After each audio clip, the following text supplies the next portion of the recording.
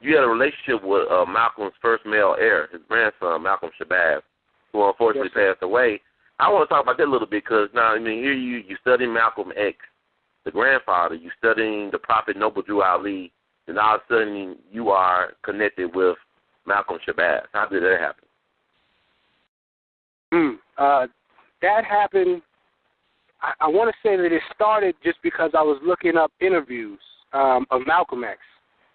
You know, for inspiration, I just listened to interviews, Malcolm X, Pac, Martin, whoever. But I was looking at Malcolm, and you know, somehow, you know, through the grace of YouTube and wandering, I stumbled onto his grandson, and you know, I started looking in deeper, and I realized he had been out to Oakland, and I said, well, wait a minute. I said, how is Malcolm X's grandson in Oakland, and it's not like a maid? You know, I'm thinking, and I guess part of it comes from the fact that shortly before then, I was on a flight rereading the autobiography of Malcolm X, and I was on a flight back from Switzerland, and I was reading it and just being blown away. And it's a part in the book where Malcolm is flying back from overseas, and he and I were flying on the same airline from the same airplane. I mean, from the same destination. You know, we were both flying from Germany. And so when I was reading that on the flight, you know, and he's describing the plane, and he's leaving from Germany, and I'm reading those words, man, it was just really mind-blowing, like this is not an accident. So, you know, fast forward when I stumbled on Malcolm's grandson, rather, you know, in my heart I said, well, this is meant to be. I have to connect with this brother. You know what I'm saying? And so, you know, I started searching him out, trying to find out when he would be around next, and attended one of his speaking events in San Jose. And, you know, oh, I'm sorry. I didn't mean to cut you off. No, go ahead. Oh, we make so much of Malcolm, the grandfather. I mean, he was such a great, eloquent, and is very fiery orator, one of the best that ever did it. I mean, how did his grandson measure up in terms of speaking ability? You know, that's the tough thing about it all, man, is because it's the same essence that you love about Malcolm, you know, about El Shabazz, it was in young Malcolm, Clif Soulo, and it was even more amazing because he was you know, around, he was my peer, he was my age group, so you know, he was using and his like just the feel, the mannerisms, the way he dressed, the way he approached people was so easily connectable to our youth right now. You know, and he went through the same rough trials and tribulations that a lot of our youth have gone through. And he has the benefit of knowing, you know, who his grandfather is, so he's getting the game and the wisdom and you know, peeping all of that. So his mind was just was very far ahead, you know, for his age, it seemed to me.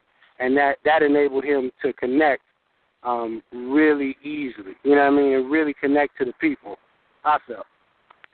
Well, actually, this, I know, like, you know, even with his grandfather, I mean, Malcolm was great. It's like at reading the crowd, but selection of certain people around him. Like, it's like a lot of folks close to Malcolm, the grandfather, A.L.L, Shabazz, he was betrayed by, like, family members, people in the nation.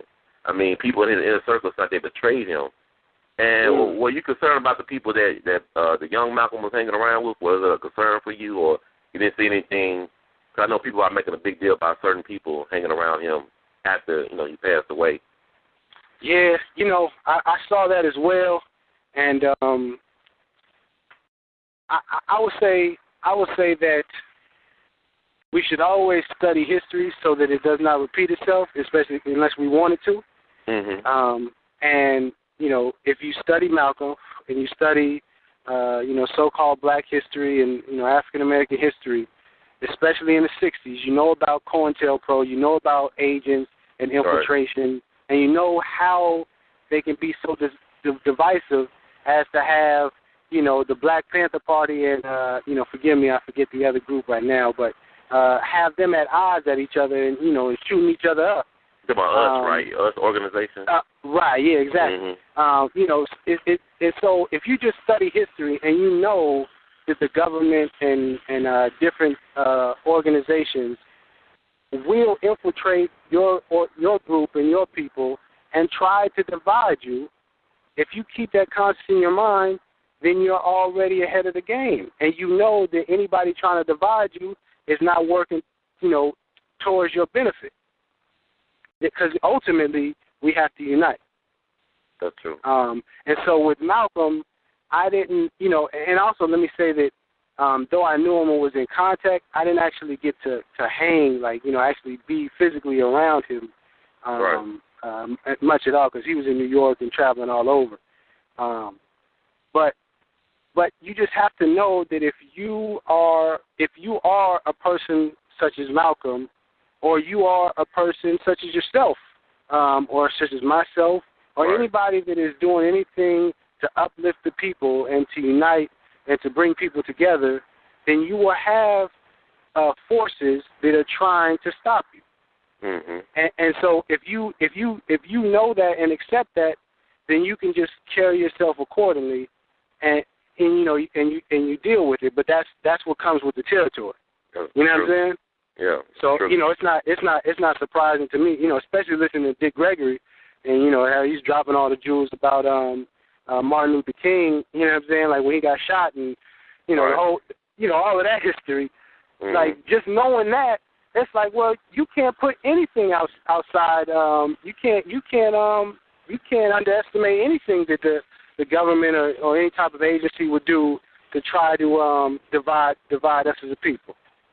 That's true, and you speak with Dick Gregory. I know that you made reference that Brother Malcolm Shabazz really appreciated him talking about the situation about him and the unfortunate mishap with his grandmother Betty Shabazz, and how he wasn't really the one that was responsible for the fire. So I know I saw that posted on his website, and I was glad that I was able to do something. But I tried to reach out to him, but unfortunately it never happened. I know we were Facebook friends, and I follow him on Twitter and whatnot, but things happen the way they are. But to know that he was able to see that, and that he confirmed that, that for the most part, Dick Gregory got most of it right. It had to be a good feeling. Yeah, that it's funny you mentioned, because when I met him, we're chopping it up back and forth. I always kind of wanted to address that topic, because it just felt real odd to me, just from the outside looking in, reading the story. It seemed off. But because of what it was, I said, well, I just I'll wait till the right time brings itself, and and hopefully I can ask then. And so when I stumbled on to once again listening to interviews, I was just listening to every Dick Gregory interview I could find. Right. He's dropping jewels left and right. Right. So I listened to this, and he's dropping the jewels. I say, whoa. I say, all right, let me shoot the interview to Malcolm and see what he says. And so, when Dick Gregory was explaining that, it actually wasn't Malcolm, his cats with 4 hoods, da-da-da-da-da, I said, now that sounds a lot like some stuff that's going down right now, whether it be, the shooting in Denver and Aurora, or the so-called Boston bombing, or Sandy Hook, or, the recent joint out there with the Muslim brother in the UK that supposedly chopped off. Like, it's so much going on, man, that, like, the story that Dick Gregory described fits perfectly in to something that would happen now. Right. Exactly. And so when I shot it to Malcolm, and he confirmed that, this is what really went down. The first thing that hit me was like, I truly have no idea. It's kind of hard to fathom how strong that brother is. Because he was walking around from the age of 12 with the weight of everyone, people feeling like he killed his grandmother. Right. And having to walk and own that. And that's not, that's a heavy burden, man, on top of who he is already. Right. You know what I'm saying? So just me knowing that, I was just like, I was blown away at how strong, because you wouldn't necessarily, you wouldn't feel that from him. I didn't feel any bitterness. I didn't feel any, any type of anger or contempt in that sense that he was carrying that load. You know, but then past that, you know, I felt and I feel, you know, that it is my duty to help the truth come out about who Malcolm is and young Malcolm, and you know, that whole situation, his life. Right. You know, because he deserves that. You know, I mean, everyone does. You know, no one deserves to have lies told about them and have things that are untrue being reported, and especially nothing like killing your grandmother. That's heavy, man. I mean, it is a heavy burden to carry. But then I keep on thinking about myself. I mean, 3 generations of strong black men in that family have been decimated, it seems. And then it's like every generation they're dealing with some type of fire at the home, whether it be like Malcolm, his grandfather's father, you know, Earl Little, you know, he got firebombed by the Klan. Then, you know, grandfather Malcolm get his home firebombed by, you know, some entity, you know, that we. Then his grandson and his wife, his widow, you know, had to face the fire again. It's like they can't have strong black men in their family. Like Dr. Randy Short said, when they destroy dynasties, they go generations deep. And you know, this is really despicable. Because I also wonder. I look at Malcolm got them beautiful, you know, sisters, you know, and had them beautiful daughters, you know. And I keep on thinking to myself in that family, it must pray every time somebody get pregnant that they have a man, that they have a boy. Right, that's heavy, right? Yeah, it's crazy. That's heavy to know that you know not just in the in a more conceptual or a more general term that you know the men in their family are targeted, but in a real direct, literal sense that you know the men in their generation are targeted. That's true. You know that's kind of heavy to realize. And you know when all of this went down with Malcolm, you know it brought a realization to me, and you know and everything that I and others like yourself are doing. You know because it you know in researching all of this information, you know. At some points, it can feel like this is a movie. Like this is, right. You know, like you can't possibly tell me that this is really happening. And yet it is. You know, it is actually happening. And so, you know, it's a challenging thing to know and accept. You know, that there are forces out there that really don't want us to pick ourselves up. But I want to ask you this. I know you've been very generous with your time. I just want to bring it back to Brother Malcolm Shabazz, too, because I noticed, like you said, sometimes we hold people accountable for what they used to be, not who they really are. We talk about not honoring our prophets. It's like a lot of us have held Malcolm accountable for what he used to be, or who we thought he was, rather. Not who he used to be, who we thought he was. And not realizing who he was becoming or who he was in the moment. But it's like he had a quiet determination. Like he was very withdrawn or something. Like he was very shy. I know I talked to Big Regger about Malcolm, the grandfather. He just said most people don't realize that he was very shy. And I read, you know, people that knew Malcolm, they always say he was a shy guy, which is kind of like it conflicts with his public image or what we think of him as far as the public imagination. But was he a shy guy? Was he withdrawn, Malcolm Shabazz? He definitely was reserved like that, and that's why I feel nothing ever dies. You know what I mean? The energy just moves on to a different place. But you know, speaking with him, man, and listening to his interviews, man, he had that quiet reserve about him. But you know, while he was being quiet, you know, you may stumble onto a picture and find out he was chopping up game with Gaddafi. Yeah, I saw that picture. Wow, yeah. You know what I'm saying? So it's like, well, how is this quiet brother meeting with Gaddafi? You know what I'm saying? Like it's kind of mind blowing that a brother just, you know, real quiet and humble, you know, could actually be making those kind of big waves. But you know, that was his personality. You know what I mean? That was just the energy and you know the essence about that brother. But you know, that would make him like his grandfather. That would make him so dangerous. I mean, the fact that, you know, he was coming of age, he was in his 20s, maturing, like Brother Malcolm, his grandfather was doing. He just came out of prison around his mid-20s, you know, finding his way. But the fact that he could connect with Gaddafi, and then what made it scary to them, I think, also because he was articulate. You know, he did have the passion. He did have that that trait, I guess is like familiar with the man and his family is why they've been so targeted so much by the powers that be. But the fact that he converted to Shia Islam, I knew Malcolm. I thought Malcolm, his grandfather, was Sunni. And, the fact that Iranians loved the grandfather even though he was Sunni, and the fact that the grandson converted to Shia, he's like, that's heavy, right? Wow. But we don't realize it because we've been programmed to think he killed his grandmama and he's just a thug. But they realize, your enemy realize your potential before you do, if you ever do. They realize your importance before you do, or anybody around you to call family and friends do. You know what I mean? They took him out, man. They already saw the future what he had for him. Now, let me build on this. Oh man, amazing information, brother. Let me build on this. Just let's take it up another level higher. Okay. Now we're focusing on the Shabazz family, right? Mhm. And Malik was El-Hajj Malik. He was Sunni. Young Malcolm was Shia, right? Both Muslim. Right. Now imagine, and now let's look about the so-called blacks, the so-called African Americans from North America, or the United States as a whole, right? And you see the power that we can have when we unite, or when we are allowed to cultivate our own, like in hip hop. Right. Now, 30 years later, that culture is running the entire globe.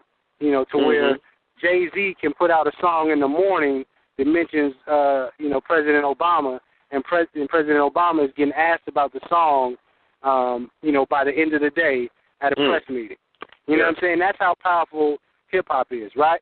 To take it another step further, what happens when all these people of color realize that they're Muslim too, and realize that all the things that's happening over in the East, in Africa and Iran and all of these places where Muslims are being persecuted? What happens when we realize that those are our people?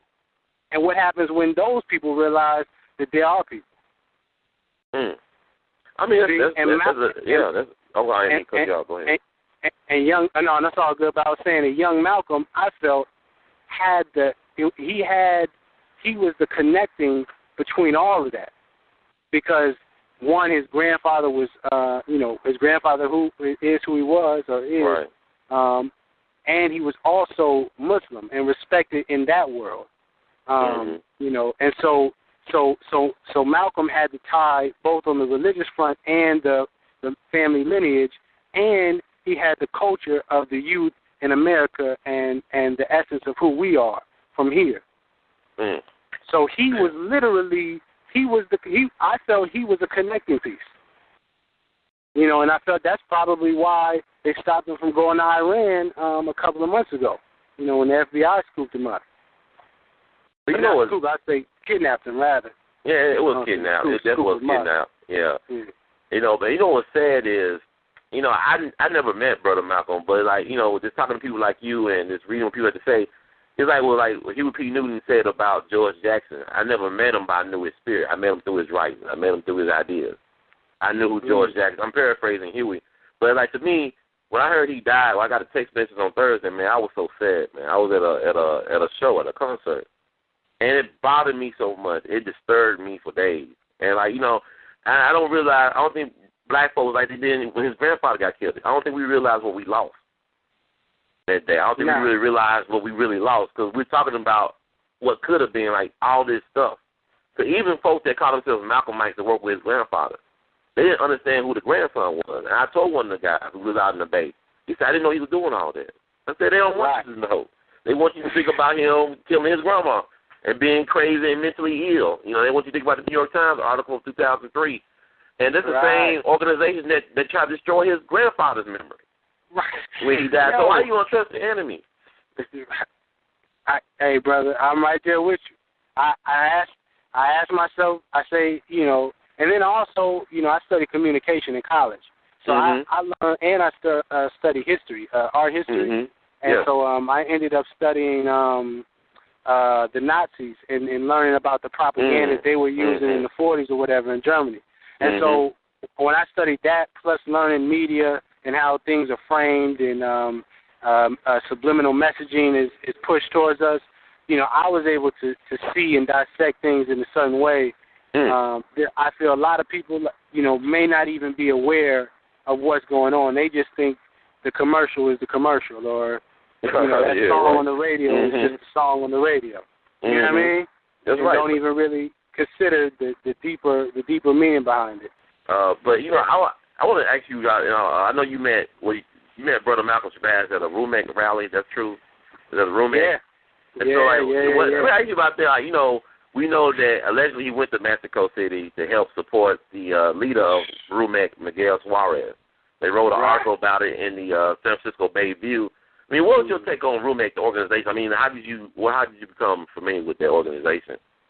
Okay, so boom. I didn't really know. When the event that I went to was the roommate event in San Jose, and I never really knew about the organization before then. But it seemed, from what I felt, it felt like a cool organization. It was, about helping to get our Mexican and Hispanic or Latin brothers, and brown and black, quote unquote black, into communities and building ourselves up and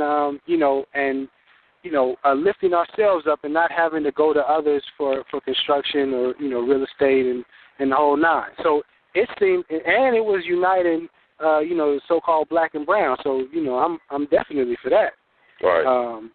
But jumping forward to when the news broke about the whole situation, what frustrated me is that, one, the first source that was being quoted for maybe like 12, 16, almost a day, was New Amsterdam News. Right. My question is, how did they get the scoop? How did a small independent paper in New York get the news about what was happening in Mexico, but nobody actually put their name as I'm the one saying this? It was just the New Amsterdam staff. I mean, Terry Williams was a publicist. Like she's friends with the family. That's the one who notified the Amsterdam. That was what was being reported. Right. But then I looked into Terry Williams. Okay. I tried to see. Well, let's see what has been. What has she publicized for them in the past? I couldn't find anything. I mean, when Malcolm got arrested by the FBI, I didn't see Terry Williams put out a statement. I could be wrong, but I didn't see a statement coming out from her. And more to the point, Malcolm had hit me up because he needed some help getting the word out about his situation. Because after he got arrested, they were basically, he had become under much tougher scrutiny by the FBI and other government agencies. So it's hard for him to move around and really speak the truth to the people. So from knowing that, I'm saying, well, if she was the publicist, why was he saying that he was struggling to get the word out? She didn't seem to have trouble getting the word out, when he passed. That's so you see what I'm saying? Yeah, man, you asking questions you ain't get no answers to. I say, hey man, I leave those that where that's at, right? Right. I mean, because basically, I've not seen how the New Amsterdam News even got the information. So off top alone, I'm skeptical about what anything was being said. I don't know what is what. Truthfully, I know what's being reported. I know what such and such has been said, but I haven't seen anybody confirm how New Amsterdam News got the scoop and who got the scoop. You know what I'm saying? So that was an issue in itself, and then then on to like Rumac and JR and such, and the brother Fred Hampton Jr. Right. And that that whole the people from Rumac and JR set them up, and this, that, and the third. Once again, that's a lot of speculation. Right. Let's leave the speculating and the gossip and the rumoring aside, because it's not even necessary. Let's just find out what is the truth. How did you get down there? See, and this is why it's all kind of weird to me, because he hit me up when he was in Mexico, in Federal District, I think it was called. Okay. I can't remember the name, but he was in, I believe, Mexico City. And he hit me up because he needed some money to keep moving around while he was down there. And to the point where he said he was going to hit me the next day with a calling card and call me. Right. So, he told me that he was or at least his account told me that he was going down to Mexico with the cat from Roomette. But then, Malcolm also told me, to not trust anything that's being said, not even by my family, if you don't hear it from me. Oh, wow.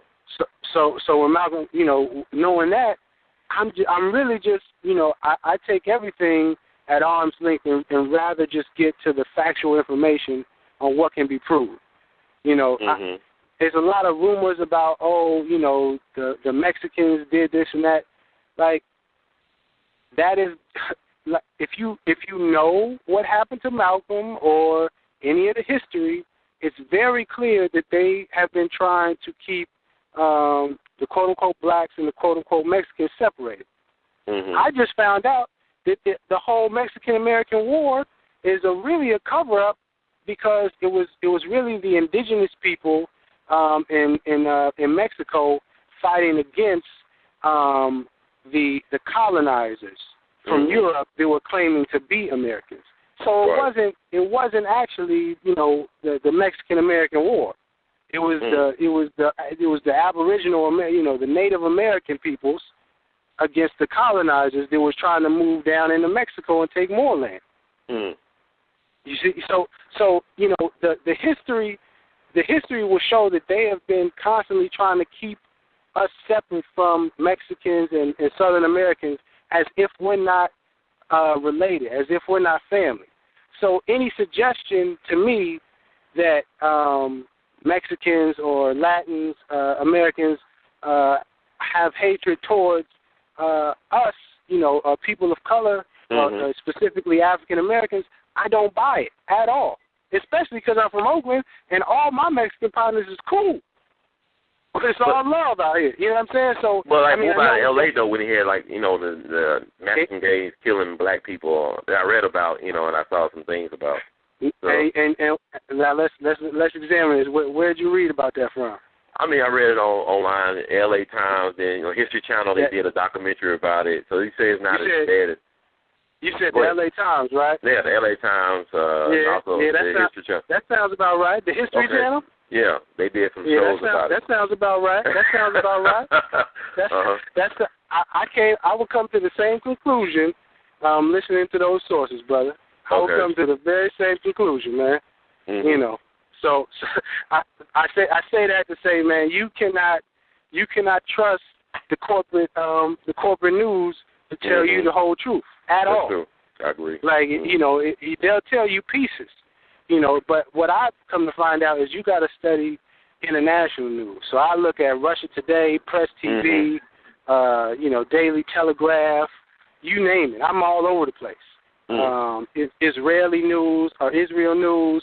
I try to get the news from every angle and start putting the pieces together, because a lot of the times they'll tell truth about the United States or in America. And we'll try to, suppress what's going on in their place or their state or their country or whatever. And over here, they tell us a whole bunch of bull. Around here, they tell us a bull about everything. But right, that's right. But if you start piecing the stories from all the different sources, you can get a much clearer picture than you could if you were listening to CNN or MSNBC or Fox News or any of those corporate news. But I heard people that call themselves black, this is what they say. They say, it wasn't on CNN. I didn't see it on CNN. You talking about some smart, supposed to be educated, accomplished black folks. They believe it's not on CNN. It didn't happen. Right. But go ahead, I'm sorry. No, you got it. Well, I was saying, with Malcolm Shabazz, we did try to rely on these quote-unquote official corporate news establishments, and they getting killed in Tijuana. And then they moved to Mexico City. I said, I don't know what to trust. You don't know who to believe. Right. I mean, because that, you know what's funny? When I saw Tijuana, I said, wait a minute. He told me I want to say it was District Federal was the actual city I sent the money to, but Mexico City basically. So I went to the internet and put point A to point B. I mean, that's like you got to be way off, to say Tijuana and really mean Mexico City. You know what I'm saying? But the U.S. Embassy confirmed through Terry Williams, the PR person for the family, confirmed with the U.S. Embassy that at first said the U.S. Embassy confirmed that he was killed in Mexico. I believe they said Tijuana. They go along with that. Were they going along with the Tijuana angle too? Yeah. Interesting. Well, I'm sorry. Go ahead. No. That even the U.S. Embassy. When I saw that, I said, well, who in the U.S. Embassy? Who is the one that confirmed it? They didn't state that. You know what I'm saying? How did Terry Williams find out? Did she ever state that? No. But the lawyer, like you said, their family lawyer was CIA. Percy CIA. And he's like well beloved. He's an icon up in New York in the black community. Hey, man.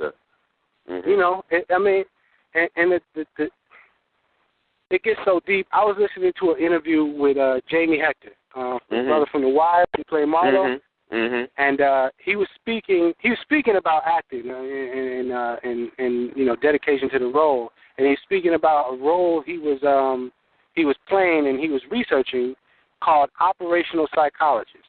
Have you heard of those? He was explaining that these people cannot say exactly what they do, and he related it to Tommy from Martin. I recall. Right, he never had a job. Nobody knows what Tommy was doing. What was his job? You know what I'm saying? You never really knew. And he was saying that with operational psychologists, you don't ever really know what they do, but they're just always around the people. You know what I'm saying? And they'll just be in the community chilling with you. And really, they are hired by agencies to gather intel about a location, a community, a group of people that they may be considering running an operation on in the future.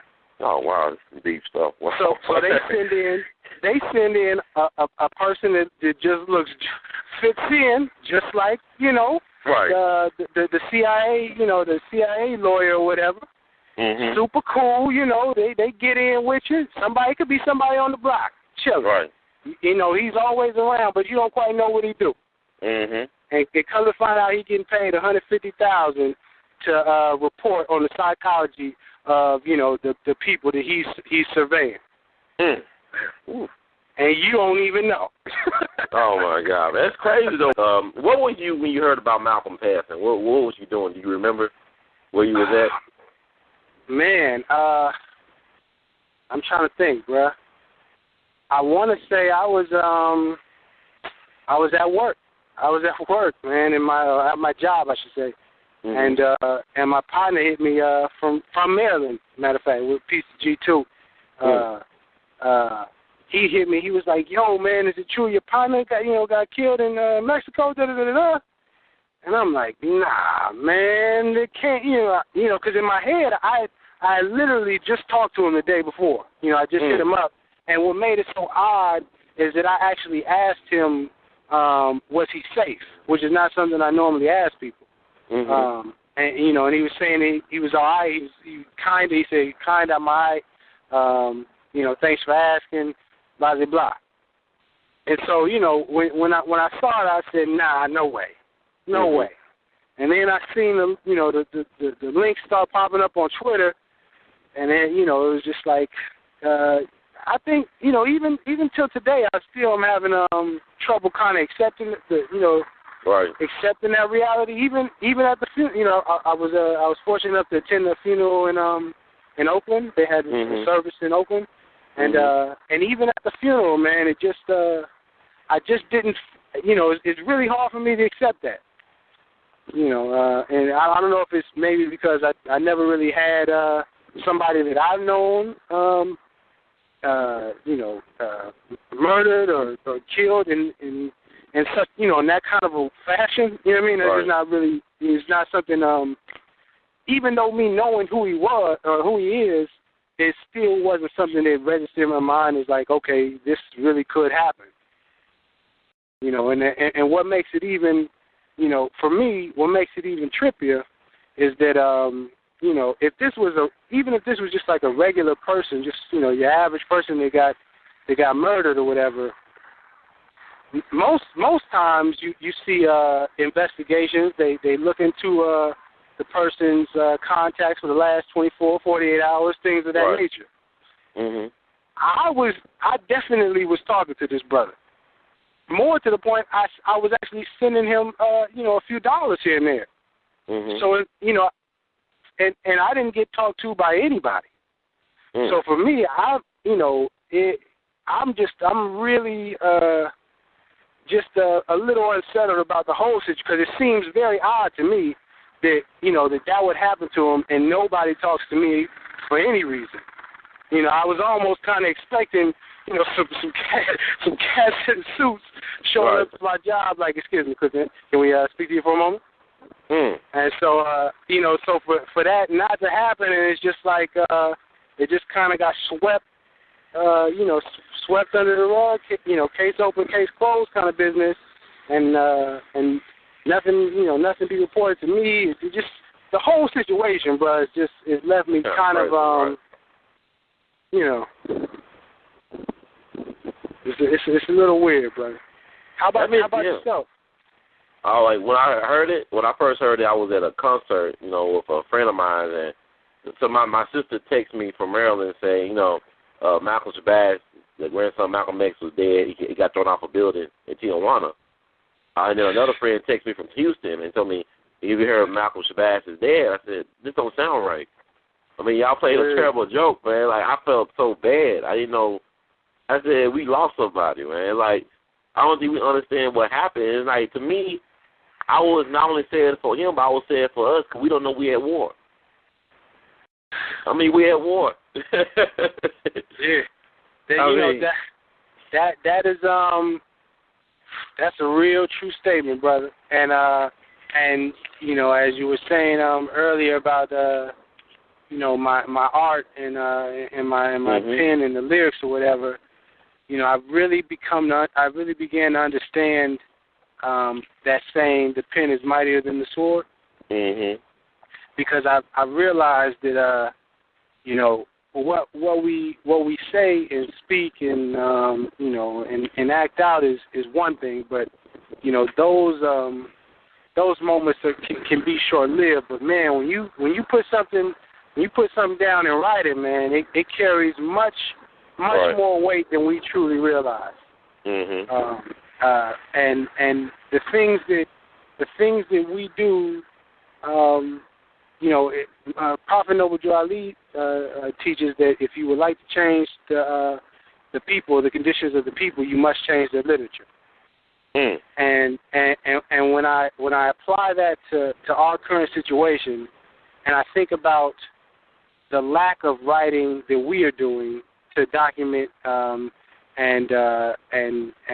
document and record our events, and I juxtapose that with what I'm seeing in the history books of other people that are telling the story, you truly start to realize where the war really is. And it's in that writing, man. It's in that pen, you know, because case in point with Malcolm X. Had he not put that book to pen and writing, you know, I may never have been inspired on that plane to seek out and look up the interviews, to link up with Malcolm, and to thus be talking to you. Right, you that's true. Everything connected. Everything. When did you do that song, Malcolm's Wisdom? The song you did, I think, is a tribute to Malcolm Shabazz. Or the song he gave me in the email. Oh, I'm sorry. I forgot that I named it that. Yeah, Malcolm Wisdom, yeah. That was on the Malcolm Shabazz, your friend? Yeah. And did you do that? I'm sorry. So what were you saying about that song? What did you do that after his death, or the tribute song to him after his death, or was it before he died? Well, yeah. I mean, you know, it was you know, somewhat of a tribute in the sense that you know, I recorded that the day after the funeral, and you know, the lyrics I had been tinkering around with for a minute, but you know, what inspired me to actually record it was being at the service, man, and seeing and hearing the people speak to him. Mm-hmm. I felt, you know, it's not, you know, I didn't necessarily